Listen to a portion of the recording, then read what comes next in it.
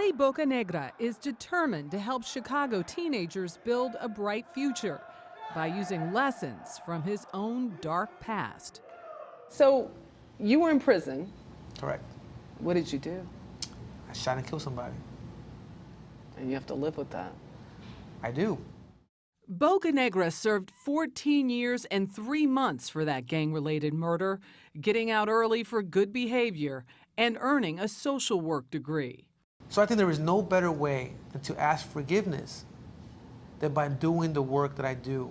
Hey, what's up, Eddie? Hey, good work today, man. Oh, thank you. We got two His work is Urban Warriors, a program that he launched back in 2014 at the YMCA of Metro Chicago. My name is Caesar. I feel good, this week went pretty fast, The goal? To halt an epidemic of gun violence.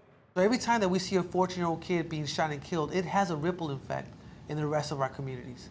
Lately, those ripples look more like tidal waves. He just shot at me right there. With roughly 100 homicides already, 2016 is Chicago's deadliest start to a year in almost 2 decades, and most of the victims are African American. Nationwide, homicide is the leading cause of death among young black men. 9 out of 10 times, those fatalities are by gun. I would argue that we've lost more children in our streets in the last 5 years than we have in the last 10 years in war. It's a comparison by design. Bocanegra believes that military veterans are uniquely qualified to mentor young men from high-crime neighborhoods.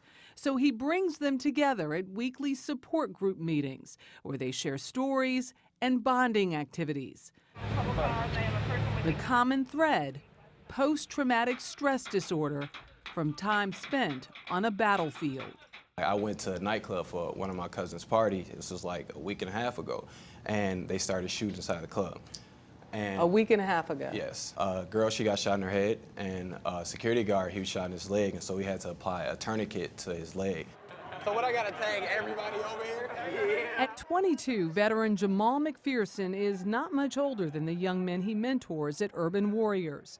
When he was their age, he left the streets of Chicago to join the military. I think they're gonna do the And so by me sharing my traumatic experience, it's opened up a door for them to share their traumatic experience and confide in us. Some of the veterans aren't much older than you are. I know. Are they big brothers, father figures? They're more like brothers to me.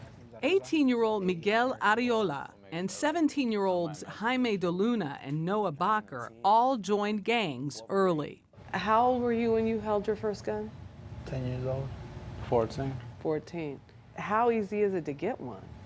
1, 2, 3. But since graduating from Urban Warriors, they've left guns and gangs behind. The program is now being studied at the University of Chicago. But one thing is clear already. There's a little bit of hope where there was once no hope at all. The guy who came in, how is he different from the guy who came out? I don't see myself taking a life no more. I see myself changing somebody's life. Or I don't see myself going to prison. I see myself going to college.